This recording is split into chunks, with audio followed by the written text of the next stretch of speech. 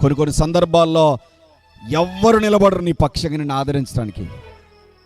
దుఃఖకరమైన పరిస్థితిలో ఉన్నప్పుడు, వేదనలో ఉన్నప్పుడు, బాధలో ఉన్నప్పుడు నిన్ను ఆదరించేవారు ఎవరైనా ఉన్నారనంటే ఈ రాత్రి నేను ప్రకటిస్తున్న యేసుక్రీస్తు ప్రభువారే.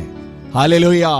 ఆయన ఆదరణ తప్పకుండా నీవు పొందగలవు.